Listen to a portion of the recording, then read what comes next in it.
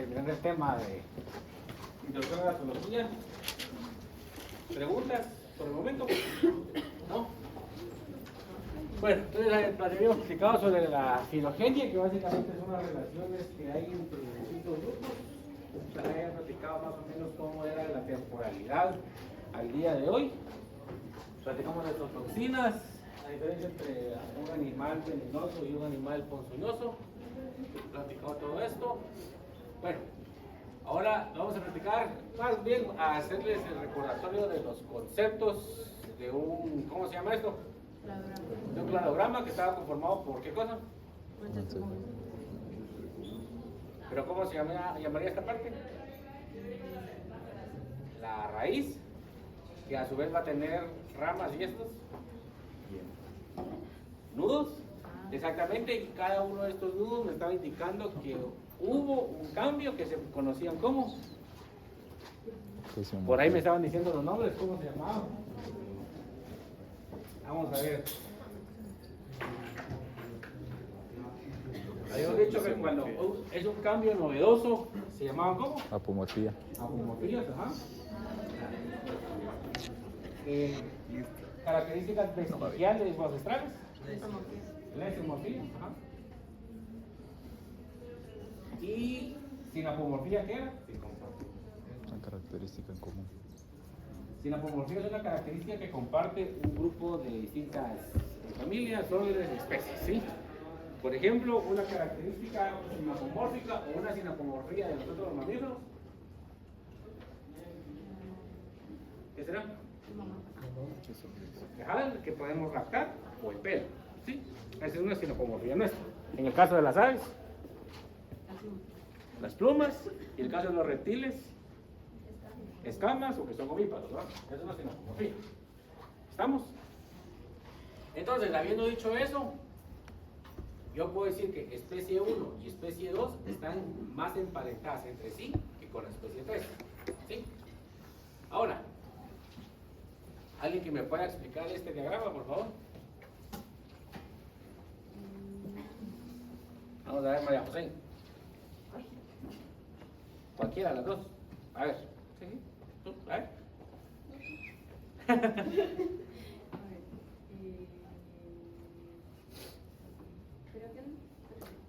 Entiendo yo que inicialmente te dicen de que todos los grupos están unidos, después se va ¿Hay un ancestro? Ajá. hay un ancestro en común. Posterior a eso se va dando una separación del ancestro C hasta convertirse en una mutación T. A ver, ¿qué son estas cosas? Ajá, bases nitrogenadas. Que eran adenina, guanina, citosina, timina. ¿Y se pareaban cómo? ¿Cuál era el ordenamiento de ellas? Timina, adenina, citosina, guanina. Carlos García te va. Va, entonces, ¿qué es lo que me está diciendo aquí? Digamos, si estos son, es especie 1, 2, 3, 4, si yo estoy hablando de esto de un sitio en términos biológicos, ¿qué pudiera decir que es este sitio? Y hay 10 sitios. ¿Cómo lo pudiera denominar? En un cromosoma, ¿cómo se llamaba un sitio en particular? Los loci, ajá, loci o locus, ¿sí? Entonces, aquí yo tengo 10 loci o locus, como quieran llamar. Entonces aquí tengo determinadas bases nitrogenadas. Entonces, en este cladograma me está diciendo que aquí tengo el ancestro, pero en el loci número 7, vean, la especie 1, 2, 3, 4, básicamente hay similitud, pero con el ancestro había una citosina. Es decir, que aquí hubo ¿qué cosa? Ese cambio, ¿cómo se le denominará? ¿Cómo? Una mutación. Entonces, esa mutación ya empezó a separar las especies y ese proceso se conoce como especiación. ¿Qué es lo que yo les estuve comentando el día de ayer? Un proceso de especiación, un proceso evolutivo, un cambio evolutivo, ni ustedes, ni yo, ni sus hijos, ni sus nietos lo vamos a ver. ¿Por qué? Porque eso es un proceso lento, gradual, que toma miles de millones de años. ¿Sí? Ahora, vean, hubo un cambio en el loci número 7, pero ahora, si yo me voy al número 1, van a ver de que ustedes, de que aquí ya hubo un cambio entre las especies. La adenina cambió en la especie número 3. y eso hizo que se separaran la especie 3 del resto. Ahora, si yo veo la especie 1 en el Loki número 3, veo que hay un cambio a nivel de la citosina en vez de una timina. Y todo ese acúmulo, toda esa sumatoria de cambios que se sucedieron en la línea de tiempo durante miles de millones de años, me llevó a que la especie 4 y la especie 2 fueran las últimas que se separaron de este grupo. Por ejemplo, aquí yo puedo hablar de un grupo de reptiles, un grupo de aves, un grupo de mamíferos, lo que ustedes se quieran imaginar, ¿sí? Entonces, esos son los cambios, las mutaciones generacionales durante la línea del tiempo. ¿Preguntas? ¿O todo claro? ¿No? Va. Ahora, ¿qué es esto? Tengo grupo A y grupo B. ¿Qué me está diciendo este esquema?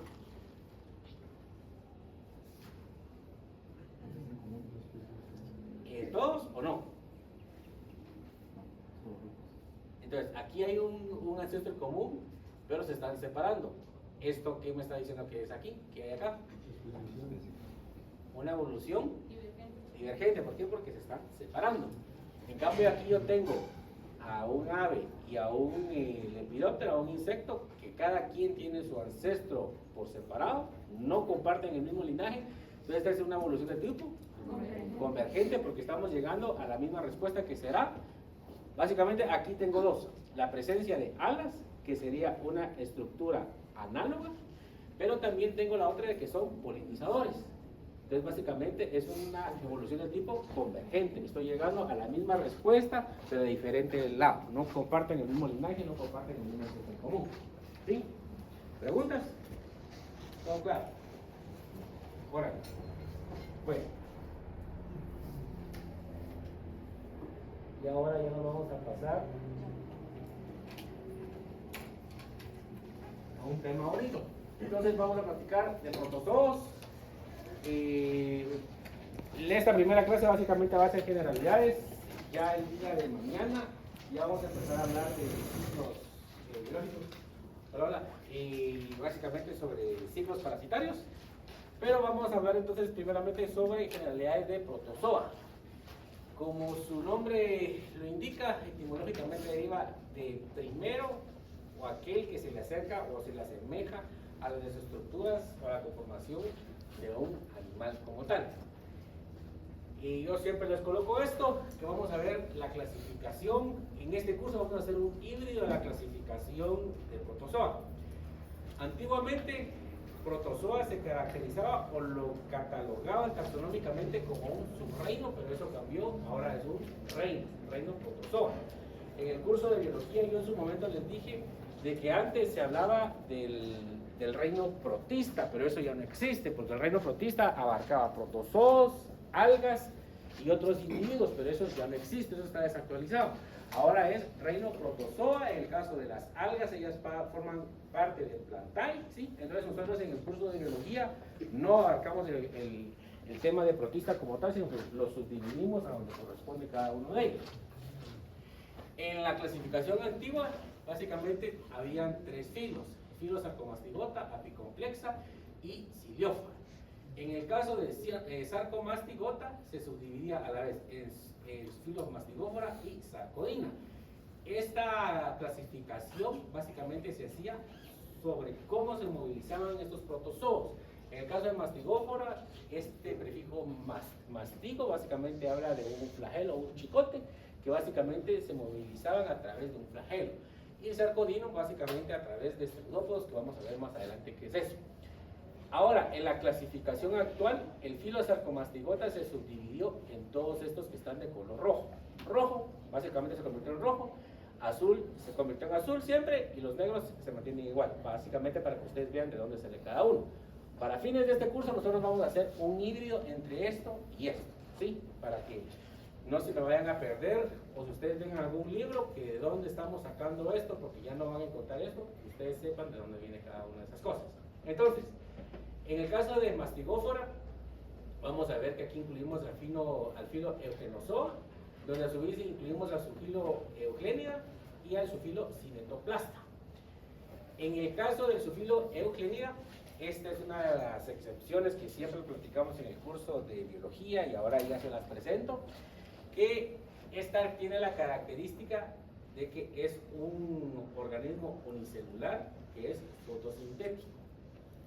Y ustedes se recordarán que dentro de las características de un animal es de que somos heterótrofos. Pero ¿cómo así si este es un animal fotosintético? No es heterótrofo, ¿cómo lo están colocando aquí en Eugenozoa, en el grupo de Protozoa? ¿Cuál es una de las características de las plantas? Es que no se pueden mover. En el caso de Euglenidae, sí se pueden mover estos protozoos. Entonces, debido a las características de que se puede movilizar por un flagelo, está colocado dentro del protozoa, pero a su vez es un organismo, más bien un microorganismo fotosintético. ¿Sí? Entonces, como les he comentado toda la vida, en el caso de biología, yo no puedo decir muchas veces ni blanco ni negro, sino que hay un montón de matices de gris. ¿Sí? Y ahora, en el caso del sulfilo cinetoplasta, vamos a encontrar a la clase Trypanosomatoidea, importantísima, que aquí incluimos a Trypanosoma crudi, una enfermedad que sigue presente aquí en Guatemala, y de hecho me estaba enterando, eso vamos a platicar cuando lleguemos a su momento, pero de hecho hay casos aquí en Villanueva y en Amatitlán de Trypanosomiasis, que prácticamente uno se puede petatear por eso, pero vamos a platicar en su momento. Luego tenemos el filo retroctamonada, diplomonaida, donde incluimos a Yardia, filo parabasal, donde incluimos a Tricomonas, Heterologosea dinoflagelata, y en el caso del sulfilo sarcodina, donde incluimos a todas las amebas, lo subimos de rango en la actualidad y ahora es amebozoa, pero siempre están las amebas ahí. En el caso del filo apicomplexa, siempre vamos a incluirlo al mismo nivel, y aquí vamos a incluir a la clase Coccidia y Aconoidácea. ¿Sí? Importantísimos, que son desencadenantes o productores de enfermedades para la medicina veterinaria, y la medicina humana. Y luego tenemos al filo Ciliófora, que básicamente le incluimos al Ictostomatea, que básicamente son animales que se mueven a través de cilios.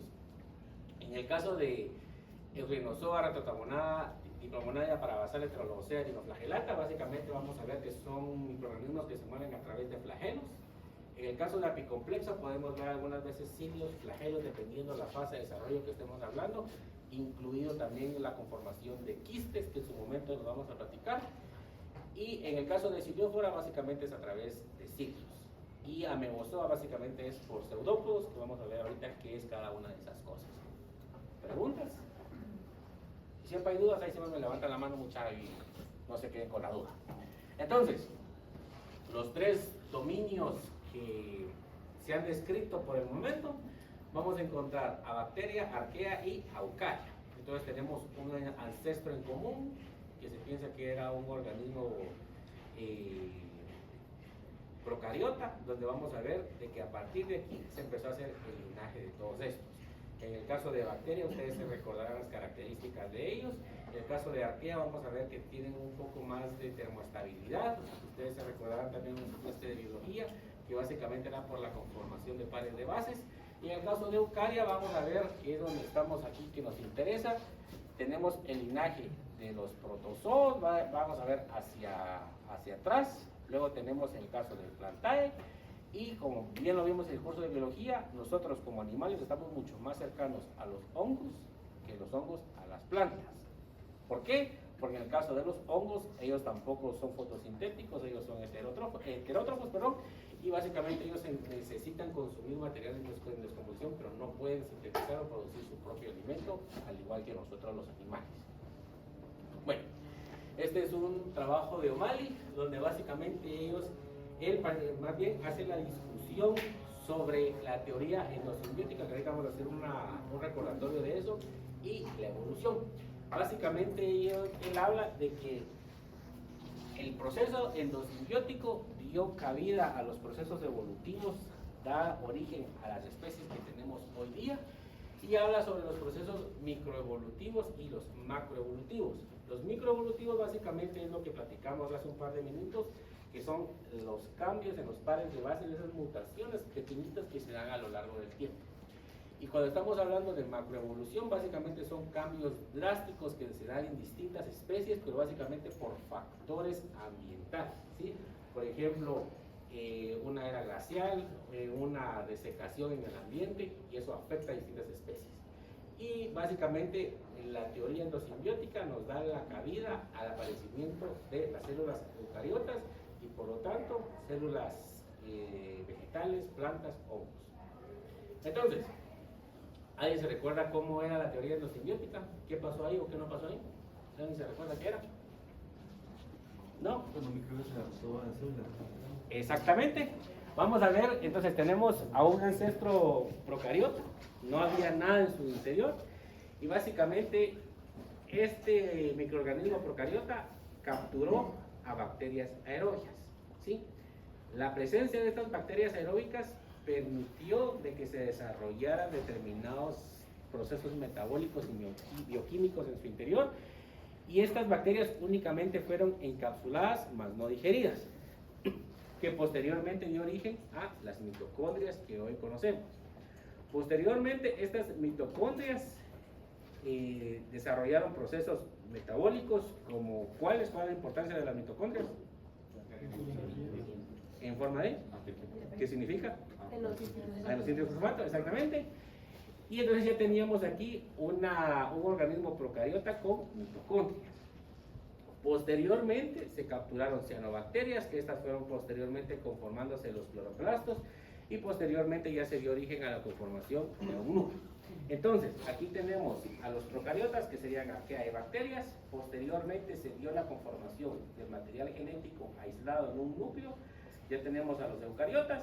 Y vean, siempre vamos a tener la presencia de mitocondrias, pero aquí ya se hizo la distinción entre animales y hongos, que estamos más emparentados entre nosotros, que con respecto a las plantas por la presencia de cloroplastos. ¿Esto aplica al 100% de las veces?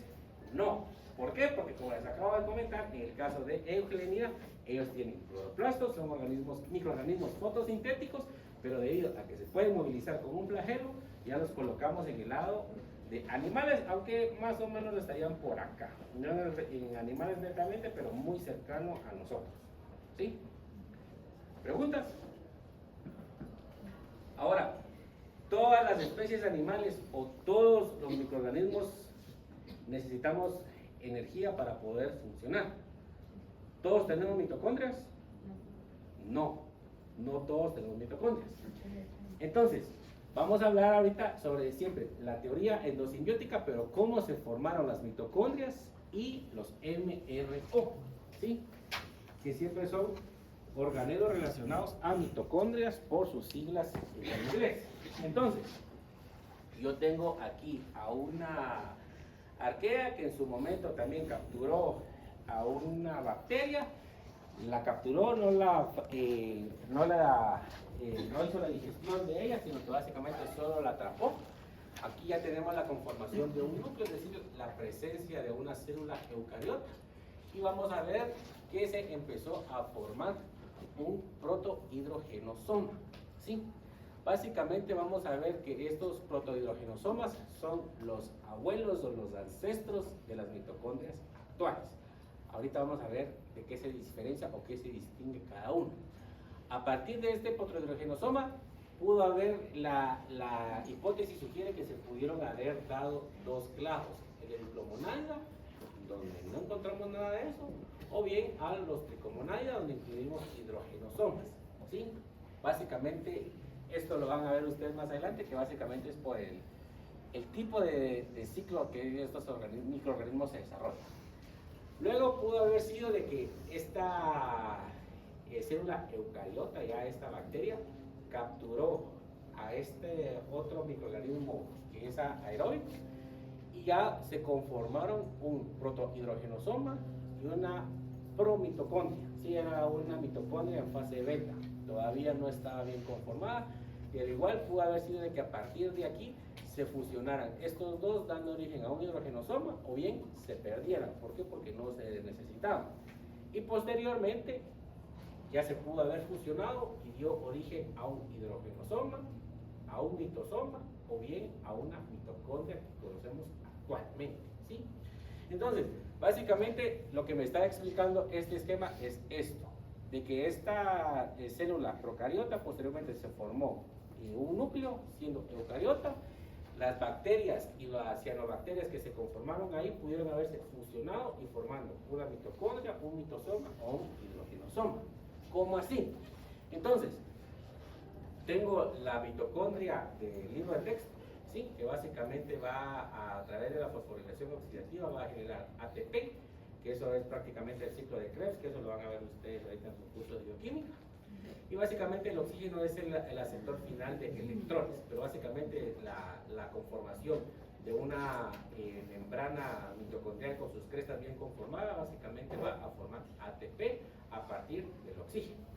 Pero también tengo mitocondrias que se desarrolla el proceso metabólico en ausencia del oxígeno, ¿sí? Son mitocondrias anaeróbicas.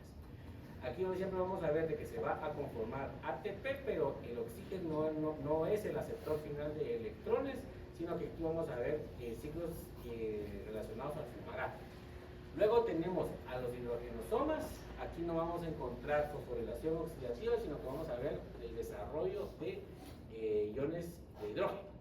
Y otra característica es de que vean que a partir de que se van dando el cambio evolutivo con la sucesión de estos cambios, voy perdiendo las crestas mitocondriales, ¿sí? ¿Por qué? Porque son procesos relativamente más sencillos. Y aquí básicamente va a ser un sustrato a través de fosforilación oxidativa, donde vamos a ver de que es a través de hierro y azufre que se da este proceso. Y en el caso de las mitosomas, vamos a ver de que aquí está netamente conformado por un clúster entre hierro y azufre, y no se van a realizar procesos de fosforilación oxidativa y por lo tanto no se van a formar o no se va a sintetizar ATP. ¿Y a qué tiene que ver todo esto? Básicamente es, si hay una estructura, yo siempre se lo digo en broma, si algo no se usa, se pierde. Ese dicho popular es cierto. Si hay algo aquí que no se usa, se pierde. Si yo convivo o estoy en un medio ambiente donde no necesito el desarrollo de ATP para funcionar, necesito sacar esa energía de otro lado, ¿sí? Pero básicamente esa es la relación de la pérdida, en algunos casos, por ejemplo, en el caso de monocercomonoides, ellos no tienen MRO, no hay ni hidrogenosomas, ni mitosomas, ni mitocondrias. ¿Por qué? Esa ya es la primera tarea de ustedes, que me la van a entregar el día lunes. Por favor, de que busquen en el caso de monocercomonoides o algunas especies que no tienen MRO, a qué se debe, ¿sí? Básicamente eso. ¿Cuántas qué? ¿Cuántas especies?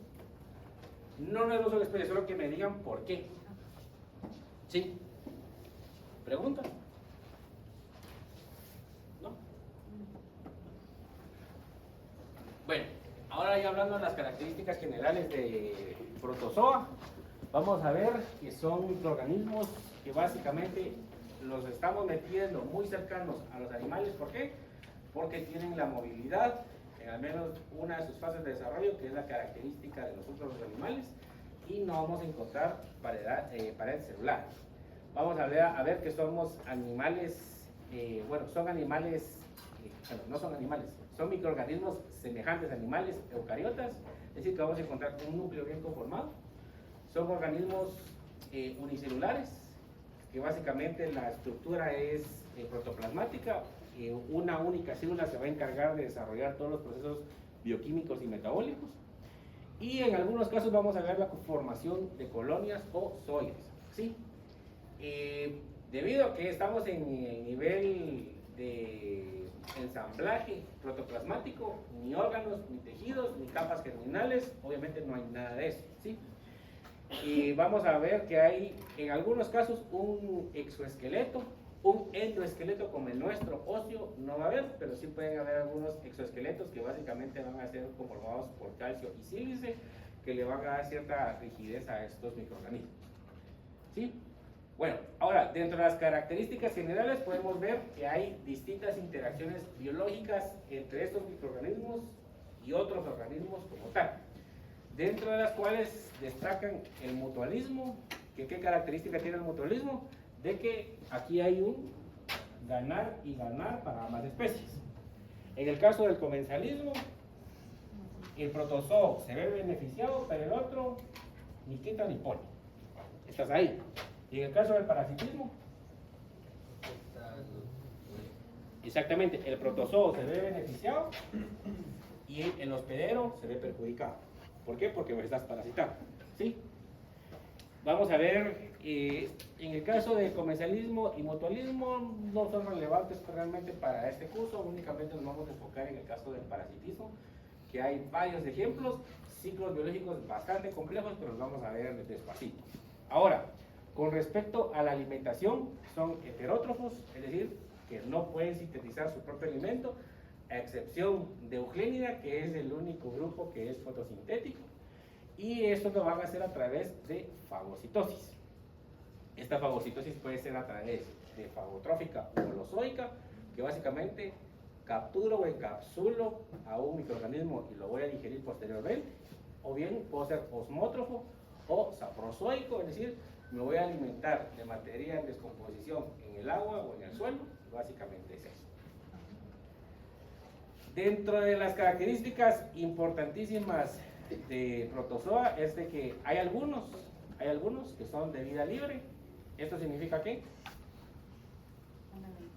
Exactamente, andan por ahí fregando la pita, básicamente no viven dentro de otro organismo, pero sí o sí vamos a ver de que sean de vida libre, sean comensales o sean parásitos, sí o sí tienen que vivir en un medio acuoso. Si van a estar en la intemperie, tienen que desarrollar distintos mecanismos de protección y de sobrevivencia de su material genético, como la conformación de quistes, pero eso lo vamos a ver más adelante. Caso contrario, tienen que tener básicamente agua, tienen que vivir en ambientes bastante húmedos para poder subsistir, si no se desecarían, ¿sí? Dentro de los mecanismos de locomoción tenemos tres: los cilios, flagelos y los pseudópodos. En el caso de los cilios, los van a ver ustedes en el microscopio, sería mentirles que lo van, decirles mentiras que lo van a ver así, pero básicamente ven como una capa, como que fuera un tapetito, pero no se ven así cada una de las cerdas, sino que ven ustedes una capa sobre esta membrana externa, ¿sí? Entonces, básicamente, los cilios tienen la característica que son pequeños y son un montón. En el caso de los flagelos, son mucho más largos y en menor número. Pueden haber 1, 2, 3, 4, 5, 6, 7, dependiendo del grupo y dependiendo de la especie. Eso es para fines de este curso, pero hay algunos autores que dicen, son babosadas, cilios y flagelos son los mismos y los acuñan dentro del término undulipodios, ¿sí? Pero para nosotros, cilios son más pequeños y en mayor número, y flagelos son mucho más largos y en menor número, ¿sí? En el caso de los pseudópodos, este prefijo pseudo, ¿qué significará? Falso. Podos, pies falsos. Básicamente estos son los pseudópodos, que básicamente son prolongaciones citoplasmáticas, ¿sí? Que eso lo platicamos en el curso de biología, que básicamente la ameba, esta célula, básicamente a través de qué cosa movilizaba el citoplasma. ¿Alguien se recuerda? Microfilamentos de actina y miosina, que básicamente traccionaban el líquido citoplasmático, y básicamente eso hacía una corriente al interior de la célula y permitía que se movilizaran o se conformaran estos pseudópodos. Dentro de los pseudópodos nosotros podemos encontrar de distinto tipo.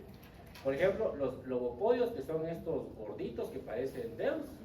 Tenemos filipodios, que son un poco más filamentosos, rizopodios, que son en forma de raíz, reticulopodios, que parecen red, y los axopodios, que se asemejan a una neurona, que ahorita vamos a ver.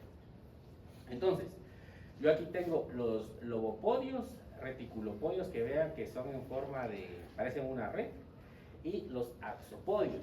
¿Cómo así que una neurona? Cuando ustedes vayan allá al curso de fisio, ya un par de añitos, van a ver de que está no son así, son más o menos así las neuronas, y se van a conectar entre ellas o a distintos tejidos con axones, ¿sí? Que básicamente es lo que está diciendo, que básicamente asemeja a esto, que es el axón de una neurona. Pero también podemos encontrar que en el respecto a las amebas, a los amebozoos o sarcodinos, vamos a ver de que hay algunos que están desnudos y otros que están envueltos. ¿Envueltos de qué? De un exoesqueleto que puede ser de calcio o sílice. Por ejemplo, en el caso de la ameba, vamos a ver de que esta es desnuda completamente, Y las que sí tienen una superficie o un exoesqueleto conformado por calcio o sílice o una mezcla de estos, los vamos a conocer como tecas, ¿sí? Y básicamente aquí tengo una teca que básicamente le da esta estructura un poco rugosa y básicamente es un mecanismo de defensa.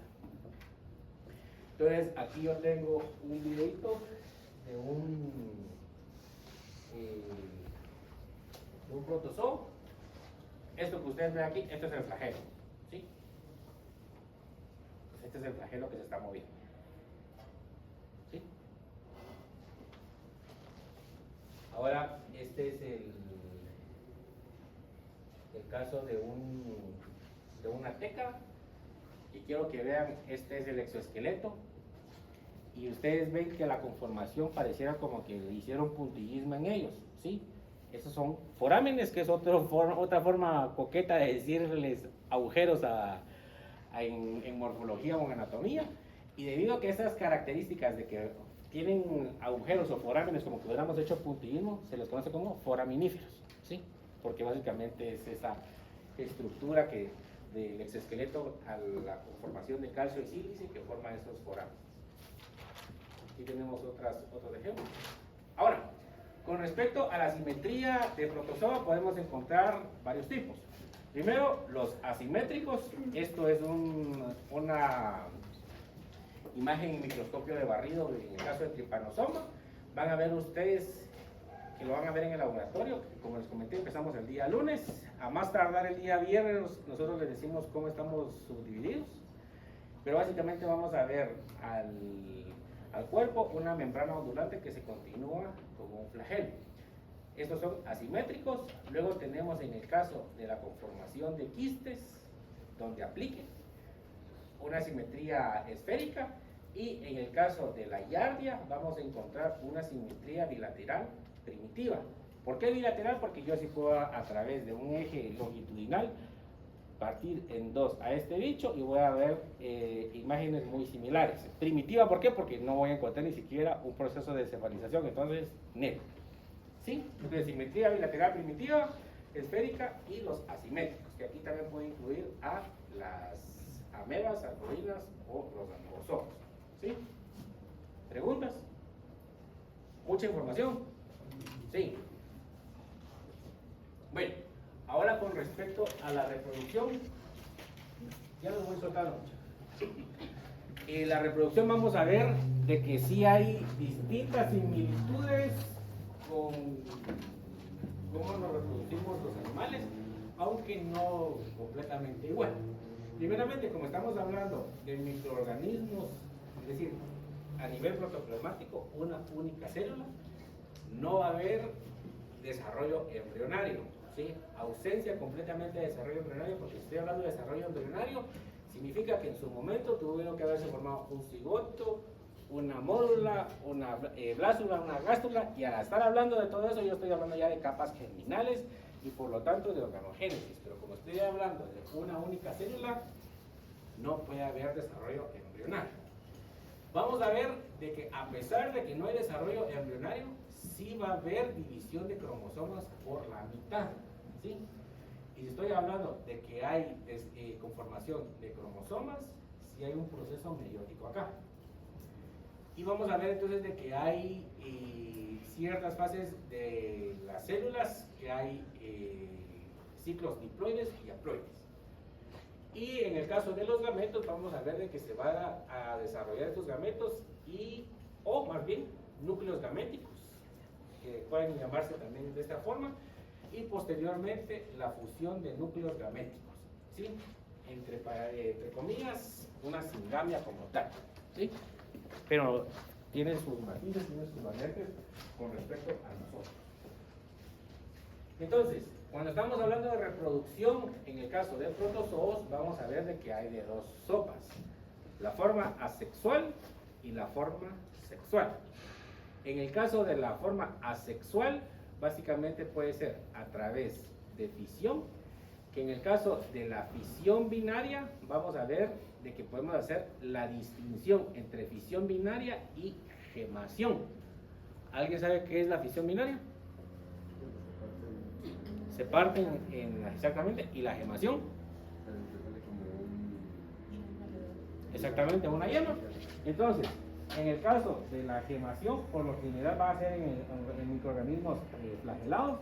Entonces, yo tengo aquí a este bicho que hay fisión binaria y se van a partir a la mitad en dos partes iguales. Con respecto a la gemación, yo voy a tener a una célula madre que va a desprender una yema, y entonces vamos a ver de que hay dos células, pero son desiguales las proporciones, ¿sí? Entonces, en el caso de gemación, siempre dos células, pero son desiguales, y en el caso de fisión binaria, siempre dos células, pero iguales, ¿sí? Es la diferencia. Entonces, en el caso de la gemación, vamos a ver que esta es predominantemente o preferida en el caso de los ciliados. Vamos a ver de que pueden haber, en el caso de los ciliados, aquí no tengo una imagen, pero básicamente en el caso de los ciliados, como bien se los indiqué, van a tener cilios que van a ser un montón y chiquitos. En el caso de los ciliados vamos a encontrar un macronúcleo y un micronúcleo, ¿sí? En el caso del proceso de gemación que vamos a ver posteriormente, vamos a ver que en el caso del micronúcleo se va a dividir a través de un proceso meiótico, ¿sí? Y en el caso del, mitótico, y en el caso del macronúcleo se va a dividir a través de un proceso amitótico. ¿A qué me refiero con amitótico? Es de que no va a haber una separación de cromosomas, sino que únicamente se va a alargar y se va a romper, ¿sí? Básicamente de eso. Puede también suceder un proceso de citocinesis, donde van a haber un proceso de esquizogonia, que básicamente eso se da en apicomplexa, que básicamente son sucesiones de varios ciclos de reproducción celular, unos seguidos a los otros. En el caso del plano por donde se realiza la división asexual, en el caso de los arcodinos o las amebas, como son asimétricos, no hay una forma conformada como tal, es aleatorio, se pueden dividir aquí a lo ancho, a lo largo, etc. En el caso de Sarcomastigófora, básicamente va a ser longitudinal, así la fisión binaria como ven ustedes acá, a lo largo. Y en el caso de Ciliófora va a ser transversal, ¿sí? En el caso de la división celular, básicamente va a ser primero los organelos, posteriormente se divide el núcleo y posteriormente el citoplasma. Y en el caso de la reproducción sexual va a ser a través de la singamia, la fusión de estos cromosomas, que puede ser iso o anisogámica. Este prefijo iso, ¿qué significará? Igualdad. Siempre les hago la analogía, si ustedes ven en alguna empresa que dice se cumple norma ISO 9000 tal cosa, básicamente es de que están estandarizados, están igualados con otros, que básicamente buscan la igualdad. Y anisogámica significará desigual. Entonces, ¿a qué estamos haciendo referencia de que los gametos puedan ser o no iguales? En el caso de nosotros, los gametos es el óvulo. ¿Sí se fecundaba el óvulo o no? ¿Quién era el que se fecundaba realmente? El ovocito. Ovocito secundario, muy bien. El ovocito secundario. Y en el caso del gameto masculino, el espermatozoide. ¿Sí? ¿Son iguales? No. Entonces estamos hablando que son anisogámicos. Y en el caso de los que son iguales, básicamente son dos pequeñas esferas. Son iguales y se fusionan. Esa es la diferencia. Pero puede también existir un proceso de autogamia, que ellos mismos se autofecundan. Bueno, entonces si quieren lo dejamos por aquí, continuamos el día de mañana.